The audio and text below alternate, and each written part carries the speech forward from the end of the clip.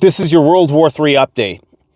There has been a lot that has transpired in the last 48 hours. I probably got about 50 stories that we need to enumerate in just a moment. But before I do that, I want to give you the 30,000-foot view of what's happening right now. Many people are confused about the apparent disbanding of Nato and the abandonment of Ukraine and Europe by the United States. Nothing could be further from the truth. So I'm going to try to explain it as simply as possible because it's incredibly convoluted right now and requires a lot of disambiguation. Now, understand that this is a world war. And in world wars, it ultimately is always binary. Like most wars, there's one side and there's another side. There's an antagonist and a protagonist. Of course, everybody always thinks they're the protagonist in the story, but sometimes they're in fact the antagonist.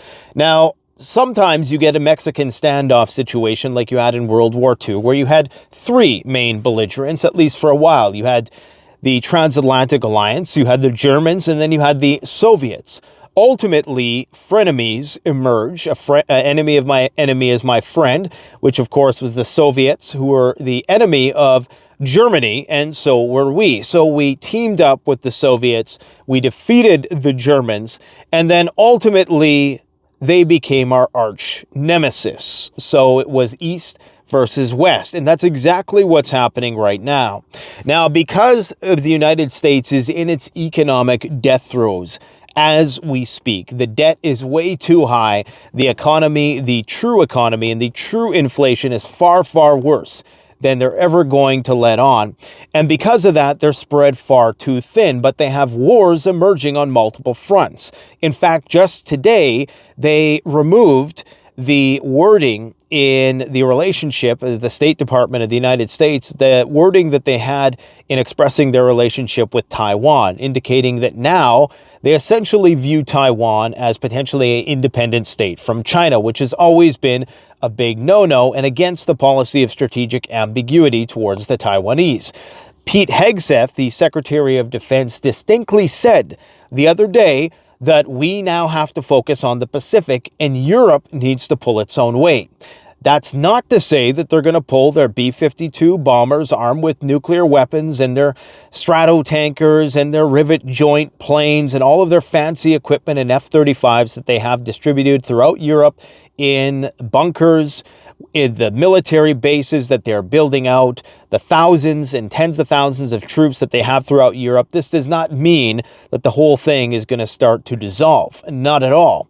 What it means is you guys are going to up your military spend to the tune of trillions of more dollars a year, most of which is going to likely come from Lockheed Martin and Northrop Grumman and Raytheon. And so this is a way to war mobilize the economy, build a war economy on the basis of militarizing Europe against the Russians. Don't think for a second that the Russians are being fooled by this pablum that they're serving up the public when they say, yeah, the Russians and the Americans share similar traditional values and they're unifying and blah, blah, blah. Not by a long shot, not even remotely close. Not only will the Russians never trust the Americans ever again, even if they did, that Pete Hegseth said that you need to prepare your countries to fight the Russians and you need to up your military spend to 5% a year. In what reality would any Russian politician genuinely believe that was a good thing, aside just doing so for diplomacy's sake and exhibiting the political niceties necessary in order to continue the conversation? The Russians know full well what's happening. The Americans now need an intermediary in the form of Europe who can back the Ukrainian proxy and take on the lion's share of the responsibility, so not only to mitigate the prospect of potential nuclear escalation, but also to bear the lion's share of the economic load. And so that's what this is all about, guys. They're not abandoning the Europeans. Now, what could potentially happen is somebody could misread the situation. Right now in Europe, they're going to be calling an emergency meeting in just a few hours from now. All of the main leaders of all the big countries, from France, from Italy to UK. They're all coming together. They're having an emergency meeting on how they are going to deal with the Ukrainian crisis. Effectively, what it's going to amount to is buying a lot of American weapons so that America can focus on the Pacific, because it now just picked a fight with the Chinese. You stack on all of the sanctions and the trade war that's escalating with China, and then you reword things in terms of your approach with Taiwan, you could see that that situation is going to spiral out of control real quick. You also have the situation in Iran developing. Basically, Trump has given Netanyahu free rein in order to do strikes on Iran. And today they discussed that plan distinctively, and if the wording is to be taken as any sort of metric in terms of how serious they are with doing this thing, it's looking very likely that they're going to do some sort of targeted campaign against Iran in the coming months ahead. So you have three primary fronts, and this doesn't include North Korea and certain parts of Africa that could indeed flare up as well in their own way. But primarily, the U.S. is in its economic death throes. It's stretched thin. It has to focus on the Pacific because it's picking a fight with the biggest elephant in the room of them all, and that's the Chinese. And so it needs Europe to start buying its weapons to kickstart its economy so that it can stretch this out a little bit longer. But understand this, what I would call a disambiguation or a alignment. This is the alignment phase of World War III, okay? Everybody has their own strategic agency. By everybody, I mean all nations involved. They all have their own unique set of economic interests that come into play, but they have to reach some sort of consensus, which usually involves making sacrifices of their own sovereignty for the greater good. And this is why alliances are never good against homogenous armies, because they're never going to want to put their best foot forward.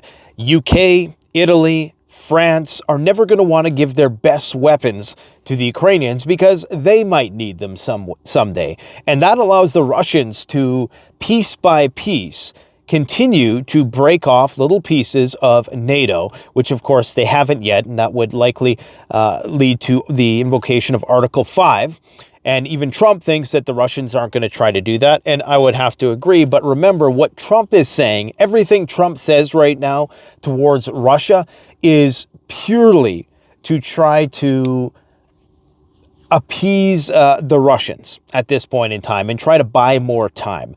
Trump knows full well that they are diametrically opposed economically, militarily, geographically, and even culturally to an extent against the Russians. But at least for the time being, they have to play nice. And the Russians are going to play along because it's good for the Moscow Stock Exchange. It's great for the people of the country who need a little bit of relief. They've been in a constant state of war for 3 years with the threat of the draft looming overhead. Putin has been able to maintain popularity throughout this period of time. But of course, everybody needs a break. However, if the United States takes the foot off the gas of the maximum pressure campaign and Europe does not pick up the slack, then Russia runs the risk of becoming potentially far more, I don't want to say insurmountably powerful, but becoming a lot more powerful than they are today. And there's no way you're going to be able to drive a wedge between the Chinese and the Russians, especially when you just rebranded Taiwan as a possibly independent state. We'll talk about the actual verbiage they used in just a moment. But that's what's going on, okay? The U.S. is stretched too thin, and they need Europe to pull its weight, and that they will do.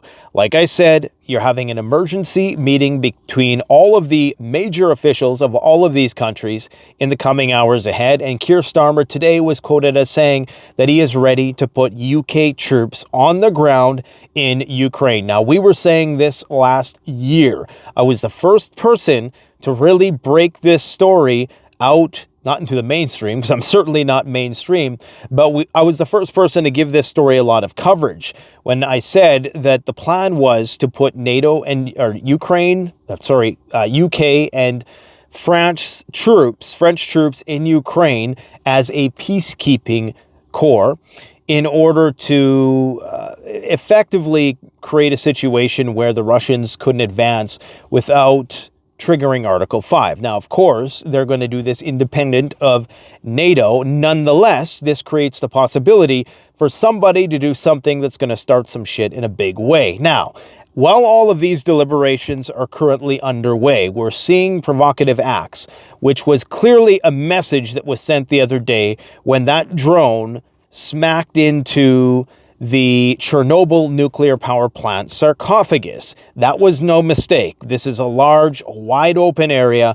That does not happen unless it's 100% intentional. Somebody was trying to send a message. Now, common sense would dictate that the Russians don't stand to benefit. In fact, I seen a nice, clever meme on X the other day where it said one of the tenets of the art of war was to, when you're winning and you're about to get everything you want, slam a drone into a nuclear power plant, right? So the Russians, in terms of cui bono, they don't benefit at all from said incident. In fact, it would appear as though the Ukrainians or somebody who would like the Ukrainians to benefit does. Again, this could be outside forces who want this war to continue outside the Ukraine as well, instead of just, Zelensky and friends.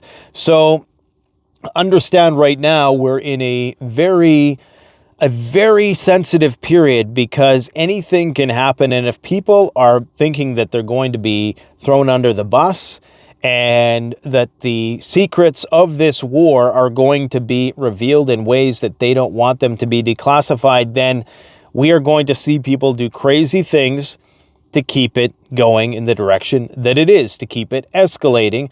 And they do that with false flag operations. Now, I think this was just a message that was being sent. This was a warning shot fired likely by some Western-backed force. It could have been the Russians, and I know that sounds incredibly naive to say it, but this could have, it's a stretch. It's certainly not the most parsimonious explanation to say, but the Russians could be sending a message also that if you don't force negotiations now, or if the United States does not arbitrate in our favor, then we are going to continue. We're actually going to ramp things up, and it's going to get radiological up in here, all right?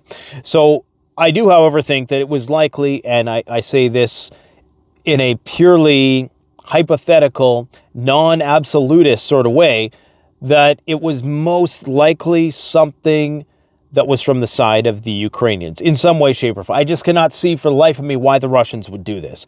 If it was the Ukrainians, it could have been a combination of those two things in which they redirected using electronic warfare a drone into one of their own nuclear power plants that was initially fired by Russia, or it was fired by some traitorous Belarusian partisans or something like that. It could have been a variety of things. It could have been a drone that Ukraine had in their arsenal that they had collected, that maybe it was a dud that Russia fired over at one point. It certainly was a Shahed drone, so they claim by the imagery. Mind you, they're the ones who control the images that we get, so something to keep in mind. But what I'm trying to say is that they're very likely going to try to sabotage these peace talks. And when you have all these independent actors and all of this strategic agency afoot and differing sets of interests, even though they all share the same collective interest, which is the defeat of Russia, because remember, there's nothing Europe would like more than to break up Russia into bite-sized pieces and to basically exploit their resources. Europe needs Russia's resources if it's going to have a hope in hell of riding out the next 50 to 100 years and still be a viable block of nations. It's likely not going to happen without cheap energy, and even all the liquefied natural gas that the USA could provide will only create more of an imbalance in the USA's favor. So Europe needs to defeat Russia, and the United States is basically saying, look, we're going to keep all our nukes there. We're going to keep you under our nuclear umbrella, but conventionally, you need to foot the bill. So knowing this, and this is what people really need to grasp, because so many people just seem to be oblivious or willfully ignorant to this point. Pete Hegseth is saying you need to increase your military spending. Why? Not because they're getting prepared for some mysterious enigmatic enemy. No, it's because they want them to get prepared for Russia. Period. Point blank. The whole purpose of NATO is Russia. They always say this flank and that flank. There's only one flank, and it's the Russian flank, okay?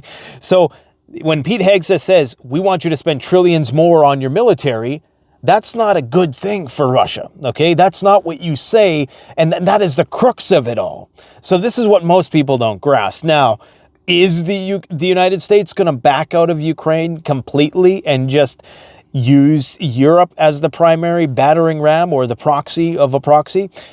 I don't think so. I still think that, this thing is going to take a long time to be disentangled, and a lot can happen in a few months, but it appears as though by the end of the month, Vladimir Putin and possibly Donald Trump are going to meet in Saudi Arabia to do the photo op, throw out all the boilerplate talking points and make it look as though things are going well because both of their populations stand to benefit. This is purely political purposes.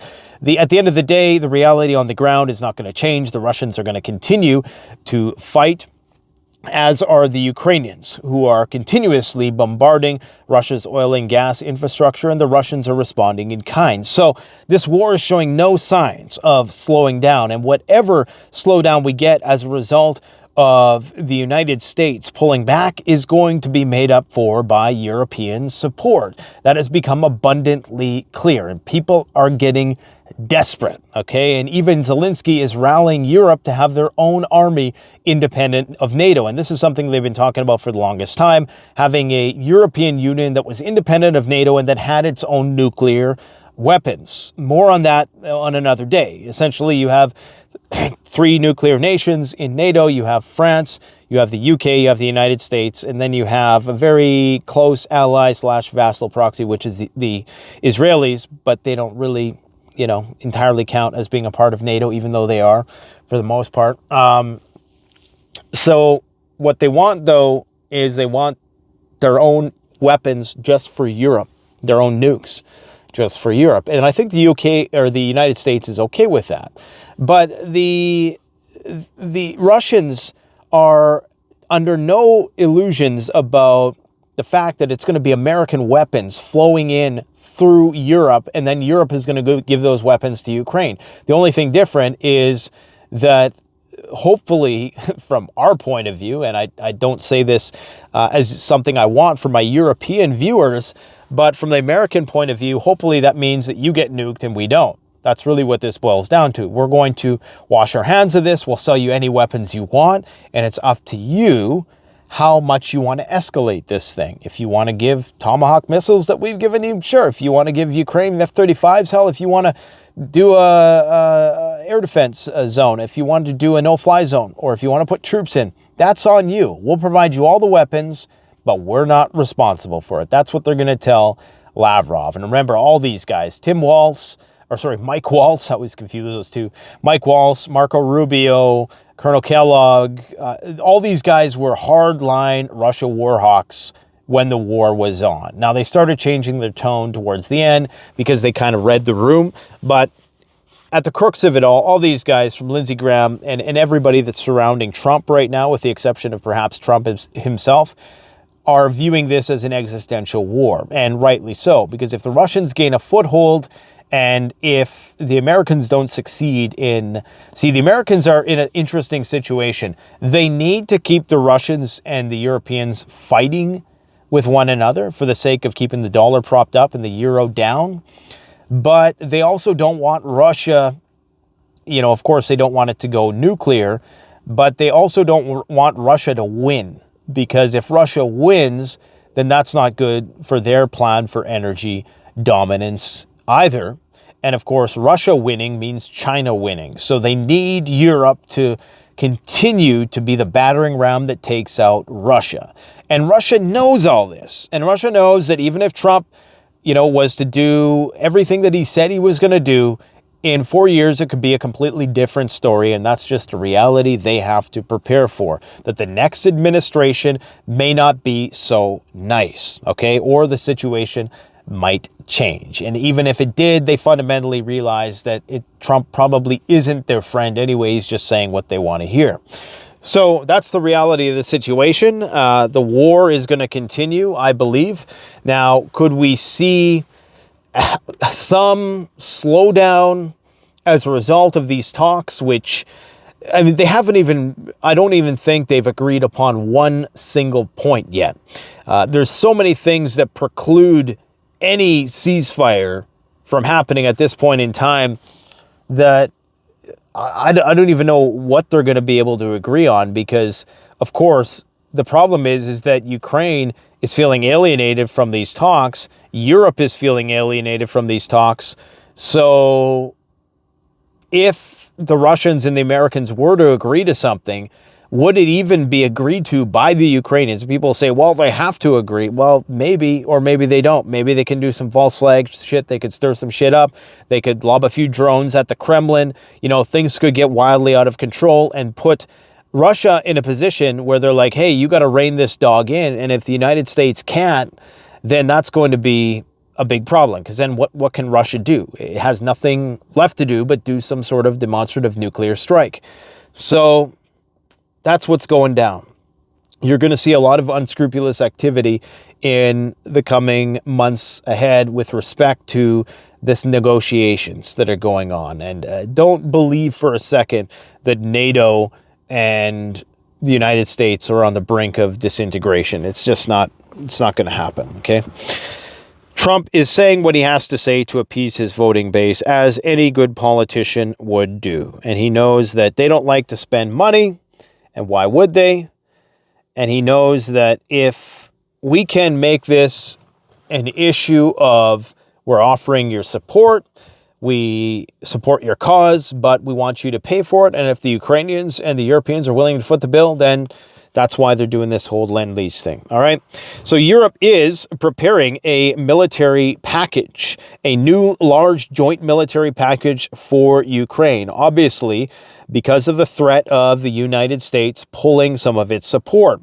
We are going to see a meeting between Macron, Scholz, Starmer, Meloni, Tusk, Sanchez, Schoof, Frederickson, von der Leyen, Costa, and Mark Rutte. All of the NATO heavy hitters are coming, and they're going to be having an emergency meeting deciding what to do next. Zelensky is claiming that Belarus and North Korea are preparing to invade Europe. Trump has outright dismissed that. And, well, I agree with Trump in that respect. I still don't think that means that he is minimizing the threat in any way. He just means that, yeah, that's very unlikely to happen in the short term. Might happen in the Baltics at some point. You might see a similar situation unfold, but probably not for a couple years, okay? Zelensky is telling European leaders at the Munich Security Conference that Russia, Belarus, and North Korea are planning a full-scale nuclear invasion of Europe, and that Russia is amassing 150,000 troops in Belarus for training.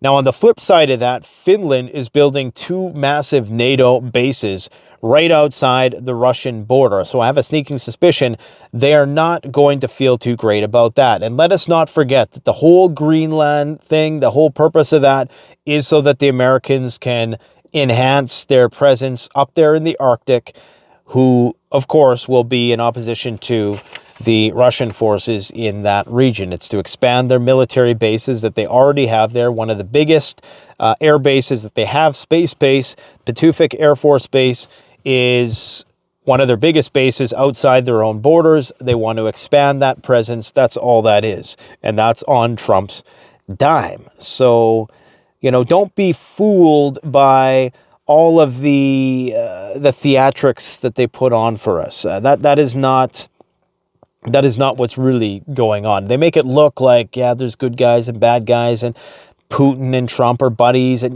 I mean, you can believe that if you want to, but that's not the case. They're expecting, according to Poroshenko, he's claiming that in Ukraine, there will be elections by 2025, by October of 2025. Okay.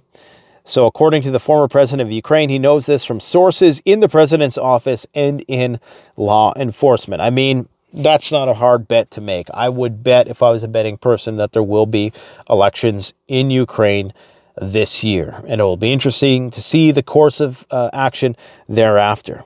A group of European countries are about to send troops to Ukraine. They're secretly developing a plan to send peacekeeping troops to Ukraine. I think this can only succeed if it is a broader coalition outside NATO countries. It would have to involve the Chinese. Elements of the UN would have to be involved for anything like this to have a remote possibility. Now, the question is, what's Russia going to do, right? Because even if the UK puts troops, if France puts troops, we've seen Russia move the red line so much. And in fact, the European countries are probably saying, you know what, this is probably one of the most opportune times for us to make a move, because now Trump has them in his good books and he's going to be able to kind of court them for a while throughout this honeymoon period. And that's probably going to be a good time because they're not going to want to overstep those red lines while they're trying to make deals. So if we're ever going to see troop presence in the form of peacekeepers, it's probably going to be very soon while these negotiations are ongoing, because the Russians, they have incredible strategic forbearance is the terminology, and they're willing to, forego some immediate losses if it means long-term gains. Now, ultimately, they don't want to see the western portion of Ukraine rearm and then come after them in the future. But I'm pretty sure they're resigned to the fact that they're not going to have all of the country. I don't think they want to have all of the country. They want to have a sizable enough buffer zone between Russia, the Russian mainland, and they just want to have that buffer zone of the front, which is what the word Ukraine means, the front, the frontier. So they want to make sure that that region, where, according to Peter Zion, is the most geographically optimal place to attack Russia from, is protected.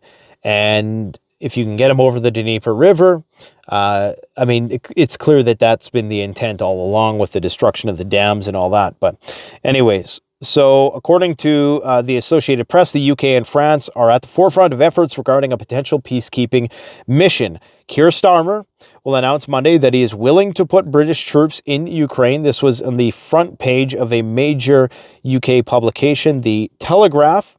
He had not made the decision yet, and it's not something he takes lightly, but he's willing to do it. Now, this, obviously, the UK has, 70,000 troops, active duty troops. So, you would need a very sizable portion, considering all the troops that are just in Lebanon. I can't remember how many UNIFIL troops are there, but there's quite a few, and that's just to police a tiny border, never mind a full-on war zone, okay? And then the Russians are going to want audits and all these things the Ukrainians are never going to agree to. I mean, consider what Ukraine has been willing to sacrifice thus far. And if you don't think they're going to go kamikaze scorched earth if they don't get what they want, I mean, these guys are willing to throw it all away. I mean, at least they have people that they're willing to sacrifice. So if you don't think that they're not willing to do some crazy shit to make sure that this war continues, if it's not, whatever sort of resolution isn't in line with their interests, then think again. Even the Polish foreign minister, as well as Donald Tusk, has said that they're essentially going to be putting in troops as well, and that their involvement is inevitable. They're also going to be increasing their military spend from 4.7% to 6%, which is a fairly sizable leap.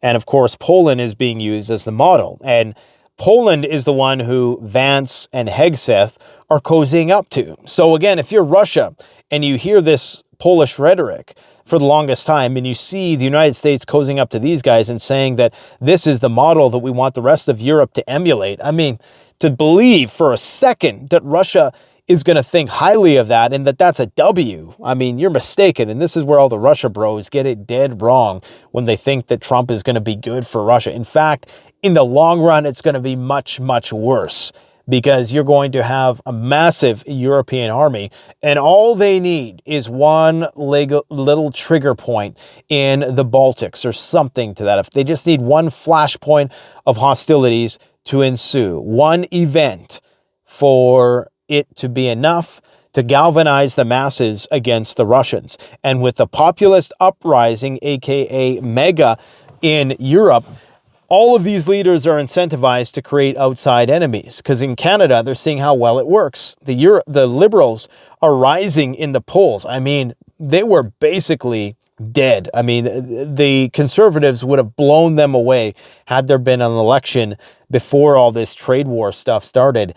Now, Trump just continues to do Justin Trudeau favors because as long as there's an enemy at the gates, as long as the barbarians are at the gates, then the empire can continue because they can leverage that. You know, I just finished watching the end of the Walking Dead series. I started watching the show when it first came out. And, you know, me and my son were on a Walking Dead kick. So we decided to watch the whole series. And at the end in season 14, you know, there's this colony, spoiler alert, and they use the threat of zombies at the gates to basically keep everybody on lockdown. I mean, you couldn't make this up because this, of course, was made during the pandemic that season. Anyways, that's what's happening. So they're going to, if they don't get what they want, they're going to create the boogeyman that they need to galvanize their population towards war. And one of the methods that I've always said that they're going to use is they're going to offer citizenship to those who join the military. So you're going to have a bunch of immigrants, some of them might even be illegal, who are going to be given the opportunity to get full citizenship in the EU if they choose to join the military. That's how this is going to play out. In fact, that's already been something floated in numerous countries, okay?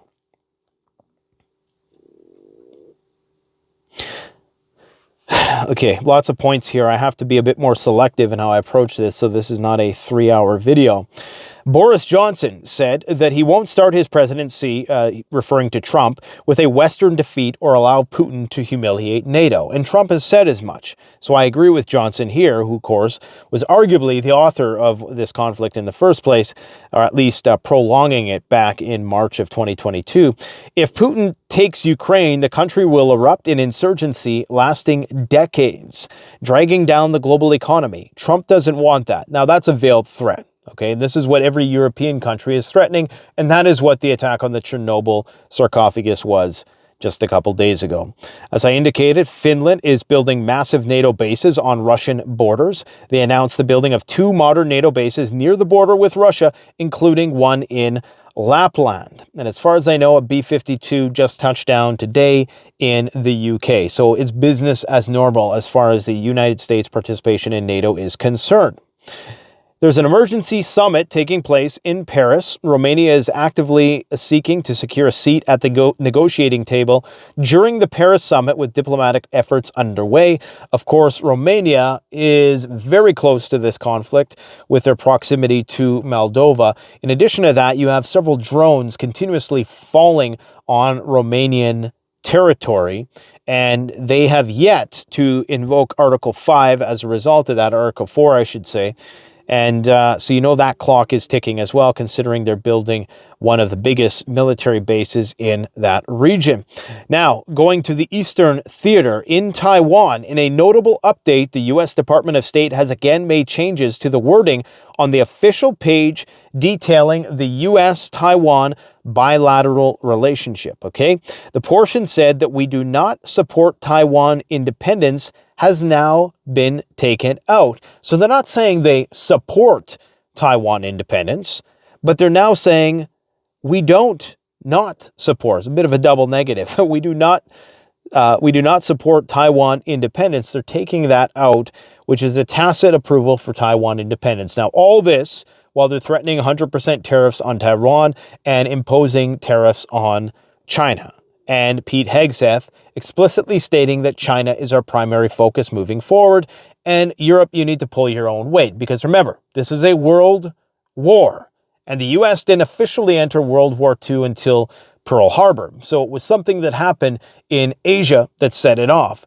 And we very well could see the same thing playing out here in terms of how they're going to keep themselves distant from this until they don't have to, okay?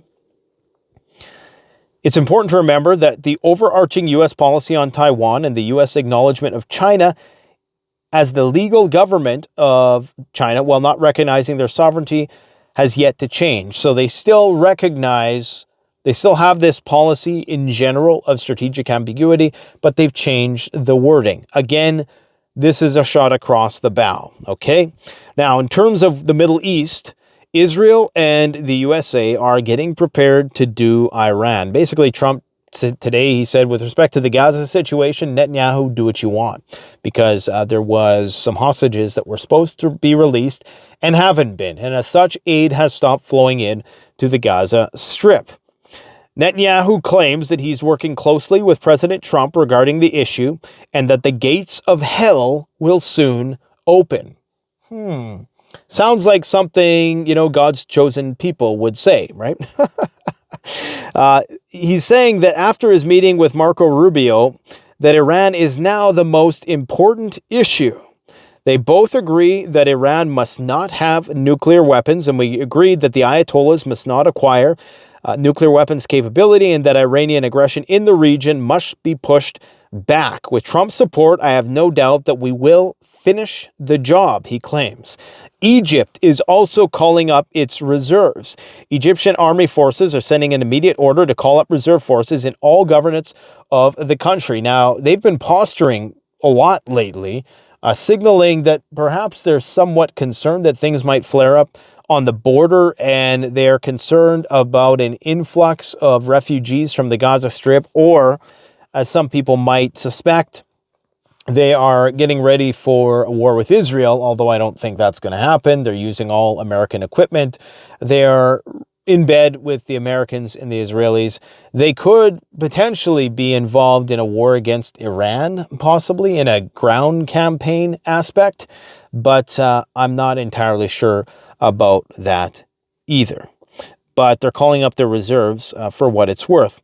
And Israel just received a massive shipment of 2,000-pound Mk-84 bombs that were previously blocked by Biden, as if Biden didn't provide the Israelis with, probably the most amount of weapons that Israel has received in years on a daily basis, cargo ship after cargo ship, constant planes. But of course, the Biden administration, because the war wasn't popular with their voting base, they had to pretend like they were being a little tough on Netanyahu, when at the end of the day, they weren't. In terms of outbreak stuff, there was a suspected case of Ebola in New York City, and nobody, basically said much about that on the mainstream media. Preliminary reports that 2 patients from Madagascar with possible Ebola symptoms arrived at the location at the Manhattan Walk-in Clinic. And so you had guys all donning hazmat suits. I believe the most up-to-date information is suggesting that it is not Ebola, so you don't have to worry about that yet. But there's other things. There's the Wyoming bird flu case. Another woman has been hospitalized due to H5N1. Okay, it's only a matter of time. It's a ticking time bomb. And right now, India is having their thing where like 500 million people go and take a dip in that river. And I mean, talk about a great way to spread a pathogen. I mean, if the doomsday pathogen is ever going to spread, that would be the place that you would want to unleash a doomsday bioweapon, would be at that particular event, because that's where you're going to get the most amount of people. That or the Muslim pilgrimage or something like that, where people are coming from all over the world and basically going to one particular place and then going back home again. There's also been some reports of measles outbreaks throughout the United States. Going back to the Middle East just for a second, Iran has launched what it's calling a suborbital carrier, a satellite deployment system. They're claiming it's the Qaim 100 solid fuel suborbital carrier. This is the first of its kind manufactured by Iranian scientists. It's capable of putting satellites up to 80 kilograms into orbit 500 kilometers from the Earth's surface. And I believe there's another version that can do up to 160. Now, that doesn't seem like much compared to the tonnage payload of something like the SpaceX vessels, but that's enough to put a nuke on it. And even Iranian pundits are calling this what it is, this is an ICBM. So Iran is saying we have ICBMs. They've also said that they can build a nuke and have all the components to do it within 24 hours. That's from multiple levels of government that have said that. Quantum computing. Google CEO Sundar Pichai has said that in 5 to 10 year time frame, there will be practically useful quantum computers, and that we're currently in the stage of AI was in the 2010s. Now, they're saying that they had a calculation that they ran on their quantum computer that would have normally taken a supercomputer. I can't remember the exact amount of years, but it's in the thousands of years, and it did it in 5 minutes. Okay, so if you pair AI, quantum computing, and robotics, autonomous systems, it's game over for mankind. Game over. That's when they're going to want to release the superbug to, cull the population, because if you're going to invent something that is going to create infinite abundance and or allow life extension technologies for the better part of the planet, you need to call a few people, right? Because it's just going to get too out of control. I don't think you can have, 8 moving on 9 billion people consuming at a high Western level with, just constantly and never dying, and, constantly consuming more and more energy because of Jevons paradox thing where, the cheaper the energy is, the more of it we're going to use, right? It's not like, when energy gets cheaper, we use less of it. It's the opposite effect. So, and I'm just speaking from the, perspective of the Malthusian elite crowd, who are right now, they're wolf in sheep's clothing with Elon Musk, who is 100% Manchurian wolf in sheep's clothing all the way. He's there. Did I say Manchurian? I meant Malthusian. He's claiming to be this guy who wants to, repopulate the planet and all this, but everything he's doing is antithetical to that. All the technology he's creating, one app to rule them all, the neurochip stuff, the self-driving cars that are going to drive you to jail, and et cetera, rocket ships to take the elites to Mars if the planet gets destroyed, all that stuff. It is not for the utilitarian use of mankind. Israel's blocking aid to the Gaza Strip, as I indicated. Oh, and Milei, the president of Argentina, took one out of the book of Trump coin and rugged his population. After speculation over the crypto project Libra, which basically was a shit coin that he posted about on X, and it sent the value of it skyrocketing to like $2 billion, and then it crashed hard. Okay, so everybody's pissed.